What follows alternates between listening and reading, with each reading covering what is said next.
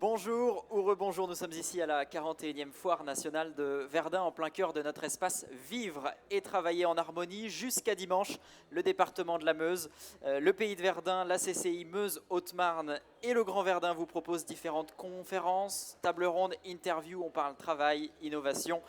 Nous ont rejoint sur ce plateau Freddy Kessel, directeur général des services du Grand Verdun, c'est la communauté d'agglomération. Bonjour à vous.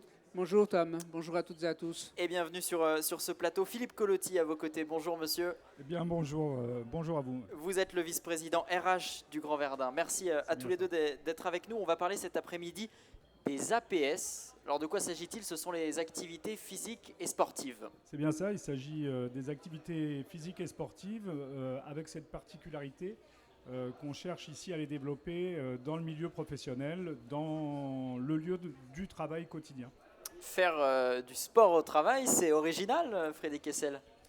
Oui, alors c'est original. Philippe Colotti l'a dit, activités physiques et sportives, c'est pas que les activités physiques qui renvoient une notion de bien-être et de santé, et c'est pas que le sport non plus qui renvoie à l'idée de compétition. Donc le rapprochement des deux ouvre le champ des possibles.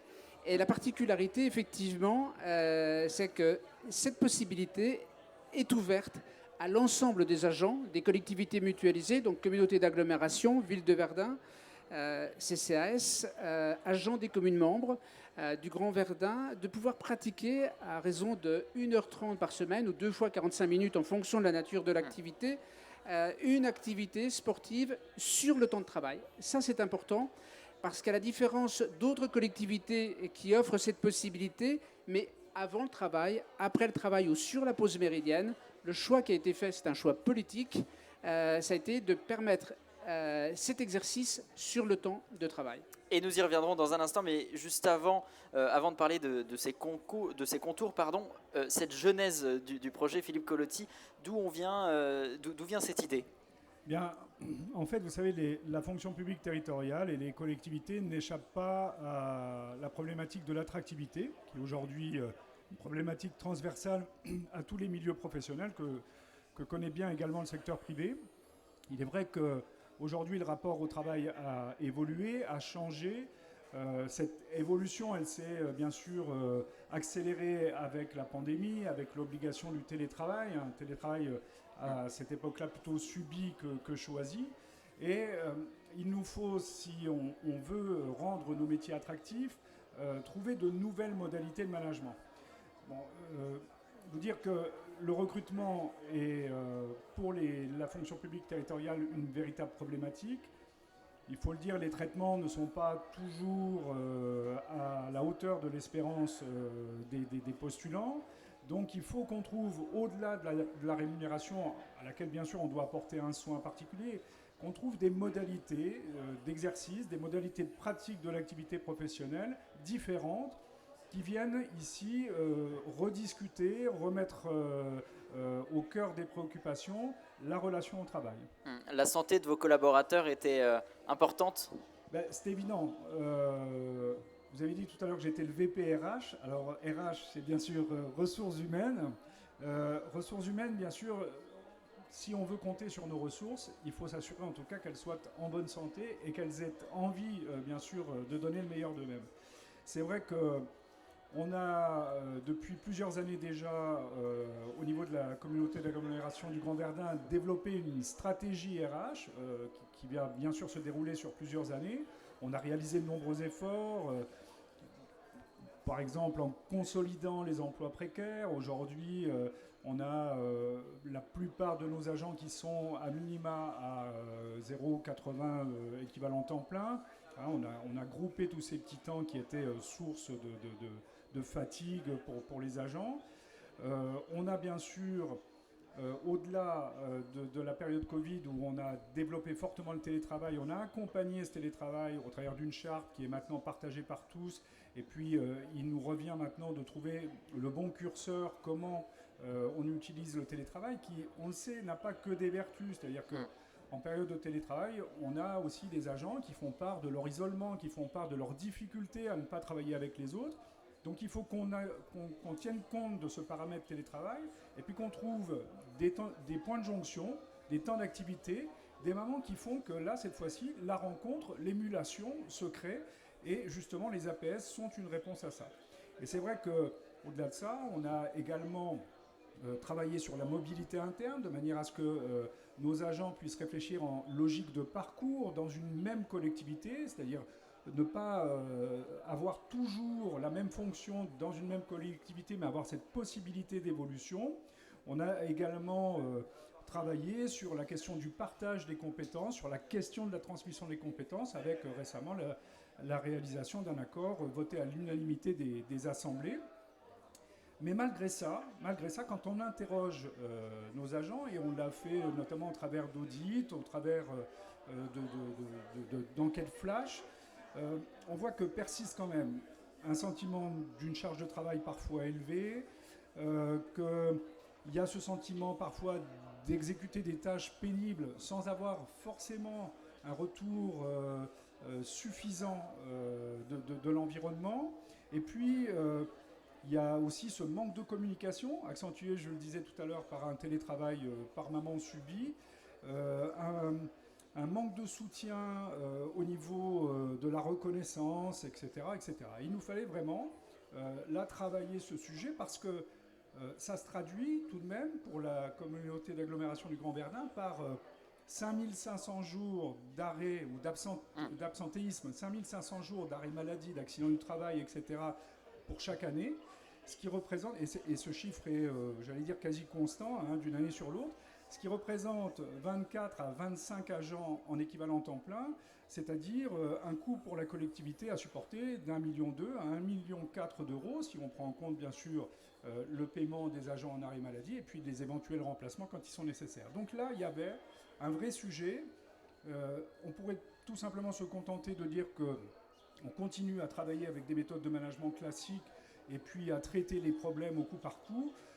Ou alors, on se dit qu'on a, par des moyens innovants, par de nouvelles pratiques, la possibilité d'agir réellement sur ces difficultés.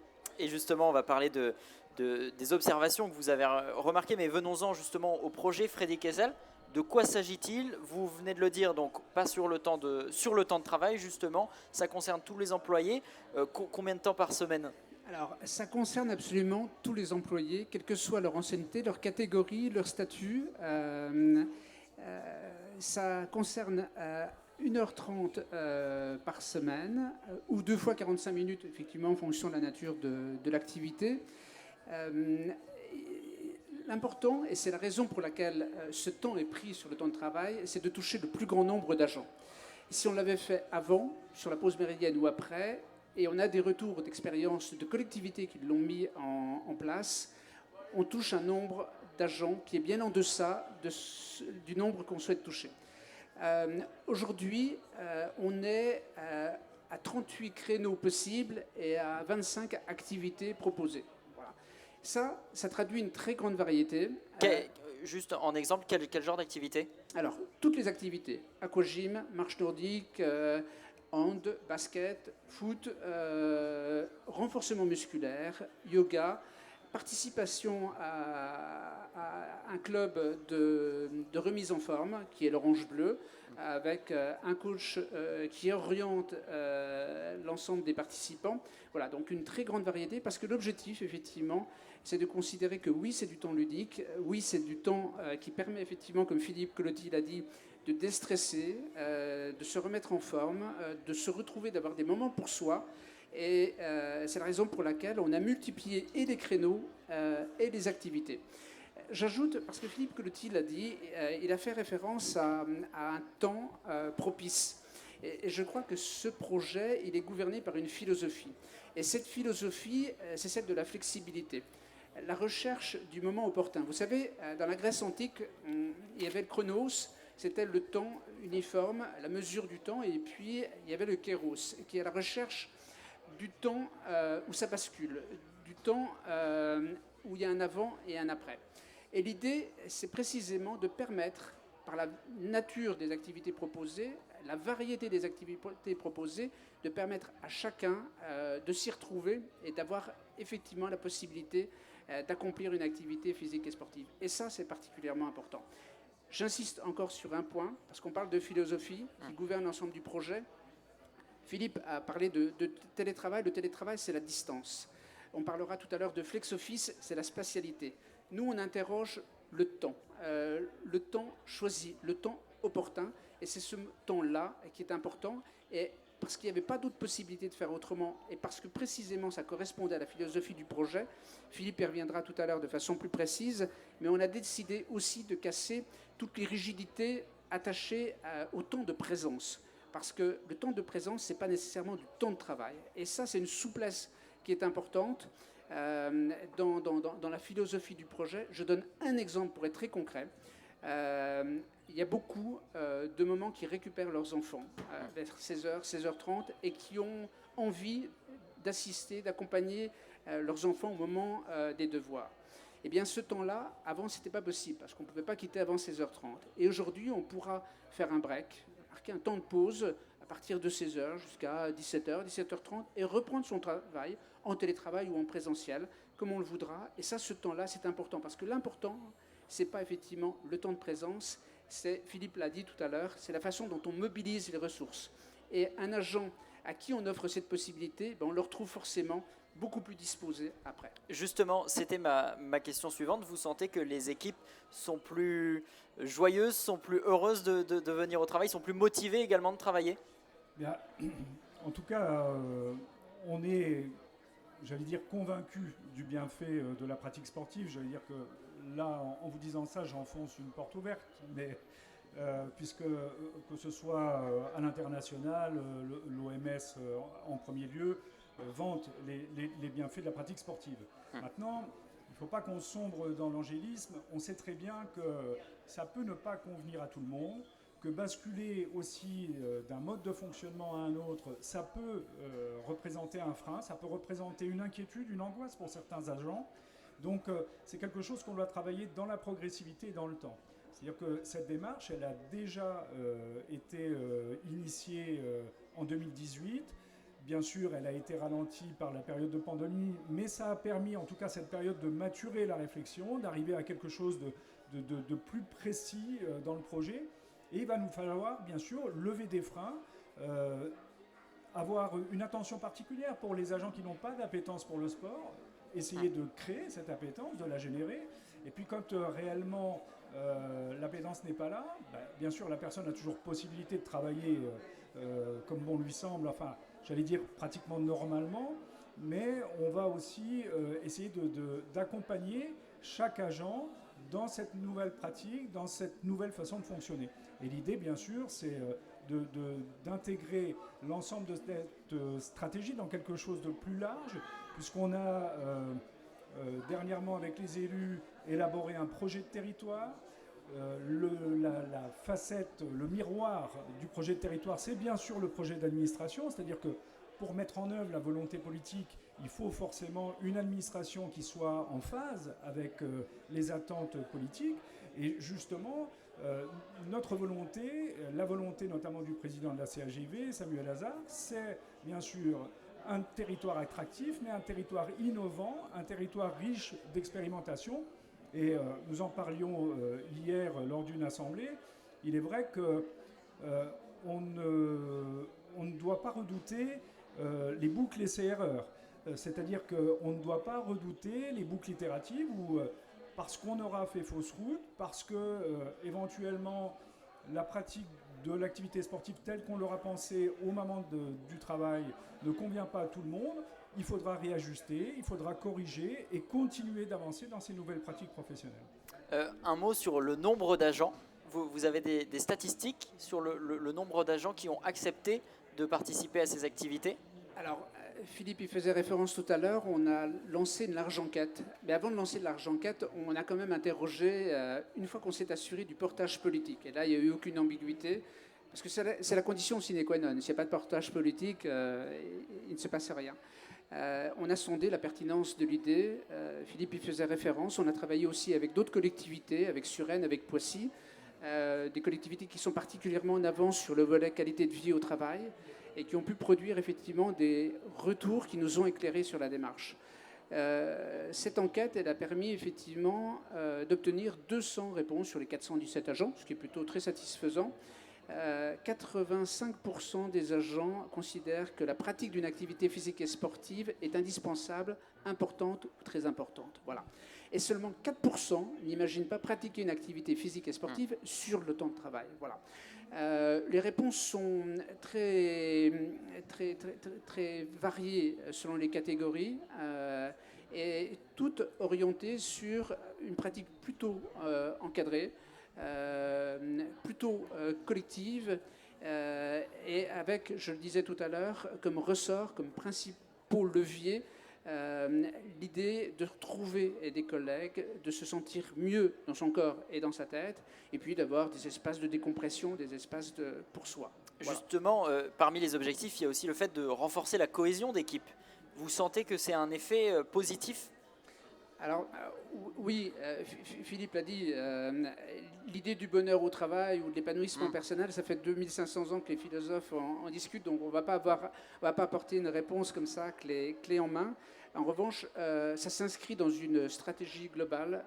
L'important, c'est le sens qu'on donne aux choses et puis créer effectivement les conditions d'épanouissement des uns et des autres. Et puis surtout, on ne l'a pas dit, mais Philippe l'a dit dans d'autres instances, ça ressort aussi de la responsabilité sociale de l'entreprise de prendre soin, de protéger ses agents et c'est, on l'a dit tout à l'heure, une façon de développer la ressource, mais avant tout de la protéger. Et puis ça peut aussi créer des rencontres avec des personnes qui sont dans d'autres services qui auraient pu jamais se croiser ou très rarement.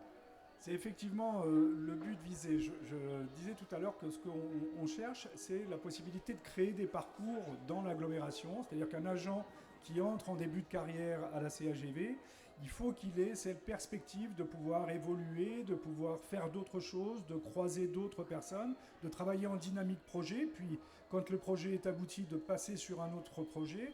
Ça, sont des choses nouvelles, des pratiques nouvelles. On veut pouvoir essaimer et démarrer ce genre de pratique au niveau de la CAGV. Et effectivement, le décloisonnement permet ça. Cette pratique couplée de l'activité sportive pendant le temps de travail avec d'autres collègues, avec des élus. Encore hier soir, des élus se proposaient, au travers de leurs compétences personnelles, d'encadrer telle ou telle activité sportive auprès d'agents. Tout ça, ça facilite bien sûr une synergie, ça facilite l'envie de faire, ça facilite la possibilité de se connaître. Et bien, quand vous connaissez mieux le collègue qui travaille dans le bureau d'à côté, peut-être que demain vous avez envie de travailler avec lui sur un autre dossier, sur un autre projet, et donc, bien sûr, de favoriser la transversalité. Les réticents, vous essayez de les convaincre ? Oui, bien sûr, on se doute bien qu'on ne peut pas plaquer un modèle comme ça sur une organisation et se dire que tout le monde va adhérer. Ni le rendre obligatoire. Ni le rendre obligatoire, bien sûr. Je le disais tout à l'heure, un agent qui souhaite conserver quelque part ses habitudes parce que les choses le rassurent ainsi, on ne va pas aller contrarier cet agent et le contraindre, bien sûr, à travailler différemment, autrement. Mais je pense aussi que la dynamique générale, le contexte d'évolution et d'innovation fait que petit à petit, tous finiront par s'agglomérer autour de cette volonté portée à la fois au plan politique et sur le plan de l'administration, et que petit à petit, on aura, je pense, assez peu d'agents qui, à un moment ou à un autre, n'auront pas eu à bénéficier de la dynamique qu'on souhaite porter dans cette stratégie ressources humaines. Les coûts de ces opérations, Freddy Kessel ? C'est très difficile de parler de coûts. Il y a comme une forme de réticence parce que, non pas que ça coûte cher, mais au fond, c'est un investissement. C'est un investissement. Alors, on est comptable de l'utilisation des deniers publics. On portera, et Philippe y reviendra, un regard évaluatif sur cette démarche. Donc, il est important qu'il y ait un point zéro qui nous permette effectivement de mesurer le chemin parcouru, d'apporter des correctifs et de pouvoir dire, en fonction d'indicateurs qu'on est en train de poser, si effectivement, oui ou non, cette entreprise est une réussite. Sur les coûts, ils sont modestes. Pourquoi ? Parce qu'on va déjà profiter des équipements que nous avons déjà sur place. On va mutualiser avec le réseau associatif. On va profiter d'experts qui sont déjà chez nous, des éducateurs sportifs. Des maîtres nageurs. Oui, des maîtres nageurs, des éducateurs sportifs. Et puis on va puiser aussi, sur 417 agents, on a quelques experts de certaines disciplines. Philippe indiquait que certains élus allaient prêter leur concours. Les concours sont multiples. Voilà. Et puis, pour quelques disciplines ou quelques pratiques pour lesquelles nous n'avons pas les compétences en interne, on aura recours à un prestataire extérieur qui est l'Orange Bleu ou un professeur de yoga, parce que des professeurs de yoga, on n'en avait pas en interne. Voilà. Simplement, sur le coût, encore une fois, ce qui me semble important, c'est de souligner que la démarche qui consiste effectivement à dire c'est sur le temps de travail, ça renvoie très précisément à l'idée que quand on va pratiquer ces activités, on va aussi développer des aptitudes, des qualités. Et hier, lorsqu'on a rencontré la ville de Suresnes, ils nous disaient qu'ils étaient en capacité d'identifier des compétences, des qualités professionnelles derrière chaque pratique, sportive mais aussi culturelle. Vous savez, pendant très longtemps, on a parlé des hard skills et des soft skills, des compétences comportementales, la curiosité, l'entraide, la solidarité, le sens du collectif. Sur un terrain, c'est ce qu'on voit aussi. Quand on pratique des sports co, l'effort dans l'épreuve, la confrontation à l'épreuve, ce sont des soft skills qu'on développe. Et puis juste aussi, vous vous souvenez de ce que disait Albert Camus sur la pratique sportive, et particulièrement sur le foot. Il disait « Le peu de morale que je connais, c'est sur un terrain de foot et au théâtre que je l'ai appris, ce sont mes universités. » Voilà, c'est aussi pour ça que l'idée du coût, on l'affiche. Globalement, en fonctionnement, on sera à moins de 2 000 euros. Et en investissement, c'est l'inverse. 2 000 euros sur l'investissement, 5 000 euros sur le fonctionnement. Voilà. Et puis je voudrais ajouter, quand on parle de cette notion de coût, tout à l'heure, je faisais référence à l'absentéisme et au coût de l'absentéisme, qui pour notre collectivité est largement supérieur à 1 million d'euros chaque année. Donc, on a des retours sur expérience, je pense notamment au Grand Nancy, où eux aujourd'hui sont capables de dire que les premiers effets de la pratique sportive, qui est pratiquée là-bas mais en dehors des heures de travail, a généré, selon eux, une économie de 100 000 euros environ. Donc on peut se dire qu'on a toutes les raisons, en tout cas de croire que nous aussi on générera ces économies. Et puis clairement, c'est ce que je disais tout à l'heure, soit on se dit qu'effectivement ça va coûter un peu d'argent, alors on fait rien, et on continue comme ça. Et donc tous les ans, c'est toujours 5500 jours d'arrêt et d'absence au niveau de la collectivité. Alors soyons proactifs et puis essayons effectivement de faire bouger cela. Il sera temps bien sûr à un moment de revenir sur les effets. Bien sûr, lorsqu'on a fait valider ce projet devant l'Assemblée des élus pour confirmer le portage politique, on s'est aussi engagé à évaluer ce dispositif et à revenir devant les élus chaque année pour leur rendre compte, en tout cas, de l'effet positif ou négatif, nous verrons bien, de ces nouvelles pratiques. Bien sûr, je le disais, le nombre et la durée des arrêts maladie sera un bon indice d'évaluation. Le nombre d'accidents du travail également, les maladies professionnelles également. Et puis bien sûr, on va, par le biais de sondages, comme nous l'avons déjà fait, mesurer le bien-être au travail, en tout cas la manière dont est ressenti le bien-être au travail, l'ambiance collective, l'ambiance générale. Pour l'instant, c'est un peu difficile de mesurer les premiers effets. Voilà, complètement. Il nous faut un peu de temps, il faut qu'on soit effectivement comme ça un peu dans la profondeur de l'exercice pour ensuite venir voir un peu et analyser et réfléchir. C'est-à-dire que si demain on a sur tel ou tel point des résultats qui ne sont pas à la hauteur de ce qu'on espérait, il ne faudra pas se dire on arrête tout. Il faudra se dire réfléchissons ensemble, corrigeons, adaptons et modulons encore, innovons. Je rappelle, on est dans une expérimentation. Encore une fois, les boucles itératives, c'est ce qui nous permettra d'avancer, de trouver de nouvelles pratiques pour répondre, et ça c'est en tout cas un mouvement auquel on ne peut pas échapper, à cette modification du rapport au travail qui est profond dans la société et qu'on trouve là tant dans le secteur privé que dans la fonction publique. Mais alors, pour revenir, pour les personnes qui nous rejoignent en cours de route sur les réseaux sociaux, ce sont des activités physiques et sportives sur le temps de travail, on le répète, ce qui veut dire que les personnes qui sont en train de faire ces activités ne sont pas derrière leur bureau, c'est du temps de travail en moins qui sont compensés par le recrutement d'autres agents ou pas ? Surtout pas, parce que on joue le principe de la transparence. Philippe l'a dit, l'absentéisme a un coût. On pense au bien-être des agents, avant tout à leur protection. mais on cherche aussi à réaliser quelques économies. Donc si effectivement on recrute ou qu'on ajoute du temps de travail pour permettre aux agents, on n'a rien gagné. Voilà. Ce dont on est convaincu, ce qui ressort des multiples entretiens qu'on a vus avec les managers, c'est qu'effectivement, ce temps-là va permettre d'améliorer la productivité. Ça, on en est absolument convaincu. Ce qui veut dire que quand on s'absentera 1h30 ou 2 fois 45 minutes, la plupart du temps, on aura des gains de productivité qui effectivement viendront compenser ce temps dédié à l'activité physique et sportive. Parce que l'agent s'est aéré un peu l'esprit, Absolument. a réussi à penser à autre chose. Mais parce qu'il y a un mais, il y a quand même des points de vigilance. C'est-à-dire qu'il y a des suggestions particulières attachées à l'exercice de certaines fonctions, notamment sur des prestations d'entretien, sur des prestations d'accueil, où quand on s'absente, forcément le travail n'est pas fait. Là, ça passe par des réorganisations, des mutualisations, des coopérations interservices, mais sans doute pas par des recrutements. Et on est absolument convaincus, parce qu'on les a identifiés, ces points de vigilance, qu'on trouvera des solutions adaptées qui nous permettront, parce qu'il ne faudrait surtout pas qu'on affiche effectivement un souci de bien-être et d'amélioration des conditions de travail, et que l'agent qui s'absente ponctuellement pour participer à une activité physique voit sa charge mentale ajoutée en se disant « fichtre, je me suis absenté pendant 1h30 et maintenant il va falloir que je travaille 2 fois plus vite. » Voilà.